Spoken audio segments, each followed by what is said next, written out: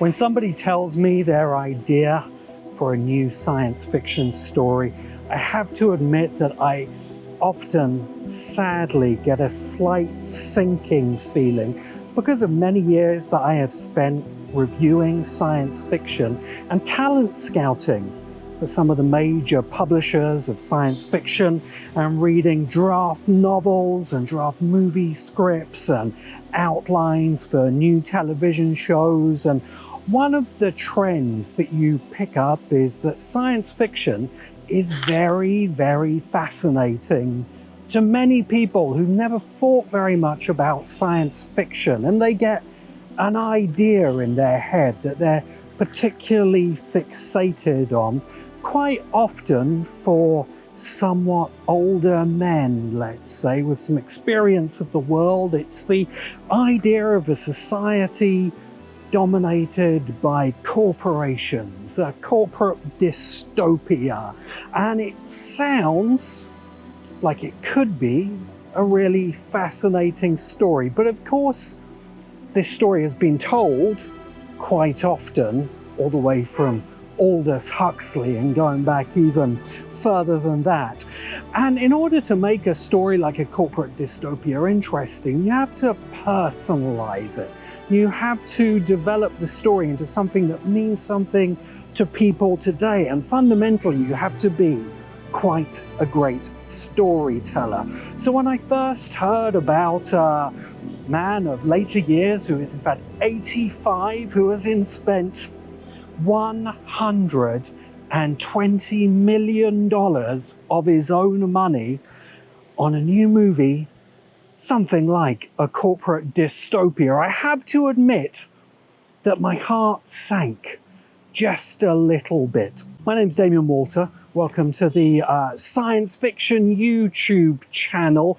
And you're getting this video today courtesy of my new DJI Osmo 3, which I'm going to be using in some future productions. So I'm just testing it out to have this conversation about Megalopolis that has in fact cost $120 million or even more once we add in the marketing and the somewhat controversial distribution of this movie. And whilst my heart did sink a little bit, there was another factor involved, which is of course that this is a movie by none other than the literally legendary, that is a somewhat overused term, but by the legendary Francis Ford Coppola himself.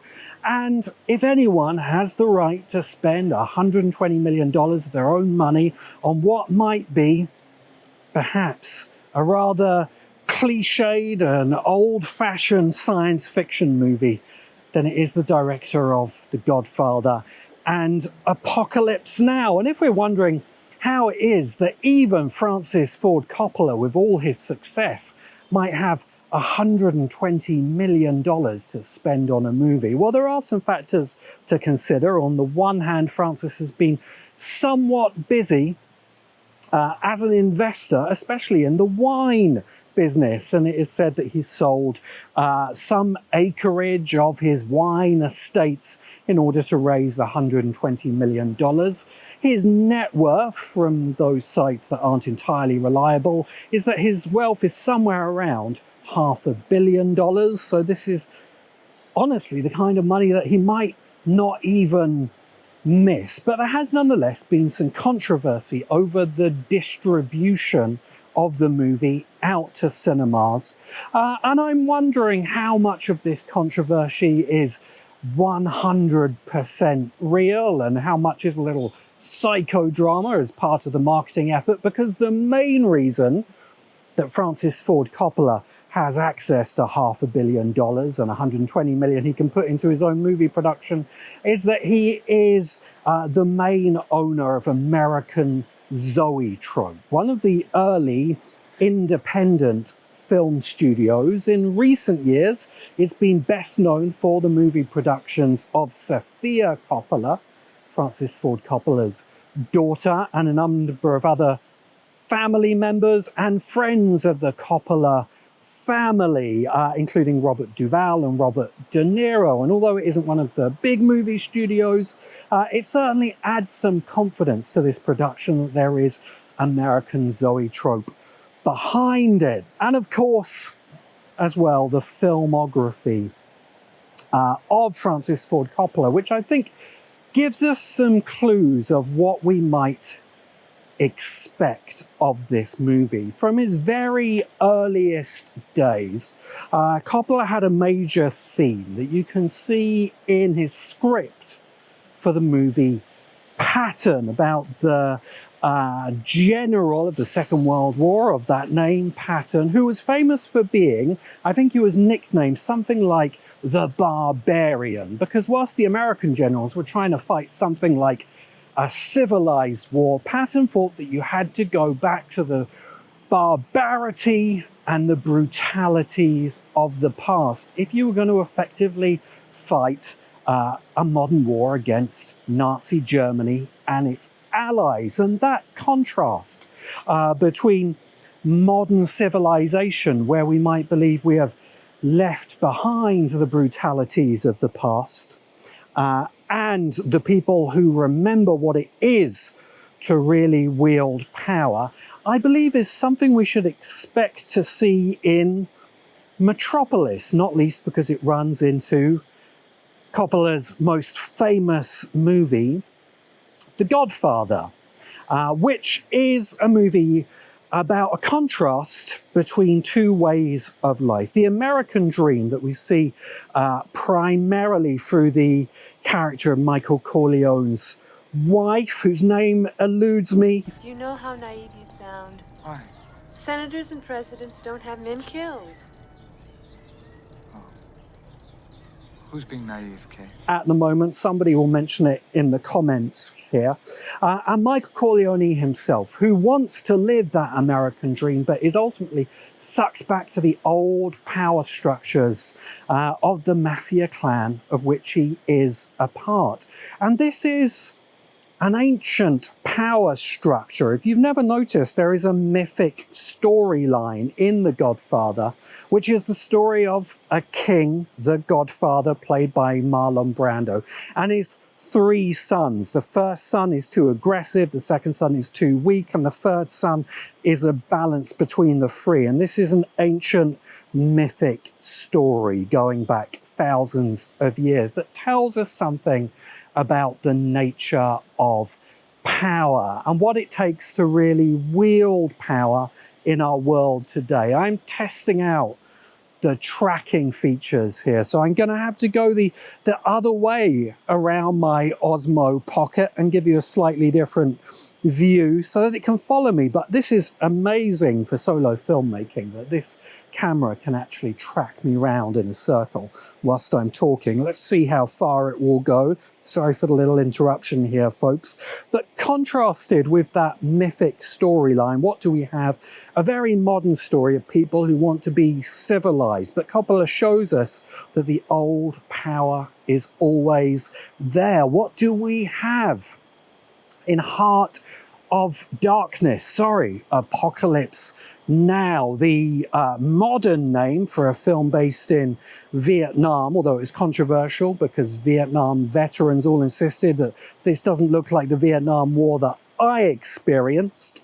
But it was based in Vietnam, but it was set around Joseph Conrad's novella Heart of Darkness, which was about British colonialism and what it took from the British, who believed they were civilized, to enslave other peoples and indeed bring back slavery around the world. And here I find myself speaking at a temple of a very ancient belief system on the island of Bali where I am. I found this little Hindu shrine next to some white waters. We may even see some rafters coming past me in a second, because Bali, where I live, is an island that expresses these contrasts between the ancient and the modern. Here I am with a absolutely modern video camera that can, using AI, track my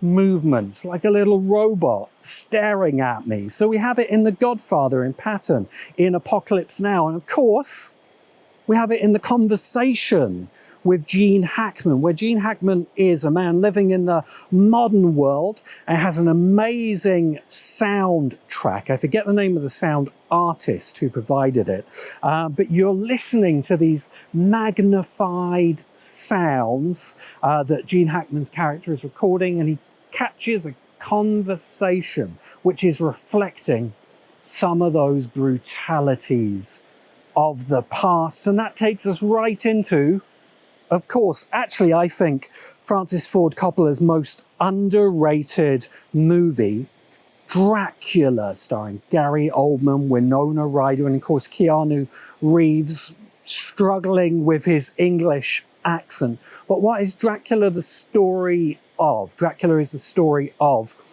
middle-class English people discovering their violent sexuality, repressed Victorians discovering that they do in fact like to, I'll bleep that word out.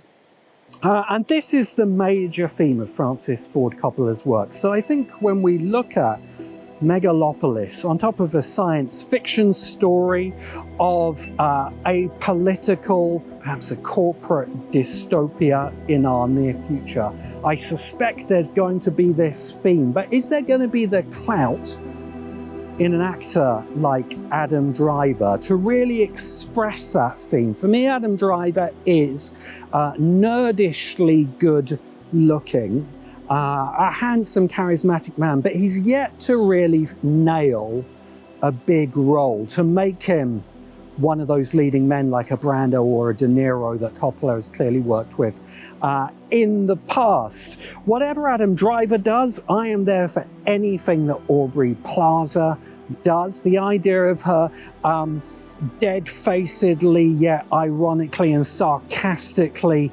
commenting on this dystopic megalopolis future is enough to get me into the cinema on its own. So in his notes to Vanity Fair on the movie Megalopolis, Francis Ford Coppola stated that this was going to be an ancient Roman epic. So there we have those themes of violence and brutality, and it doesn't get any more violent and brutal than ancient Rome, an ancient Roman epic set in the near future America. So if Francis Ford Coppola is able to process his own obsessions with this sci-fi theme into a great movie, and I certainly hope it does, I think what we should expect is that Megalopolis is an exploration of America's modern heart of darkness.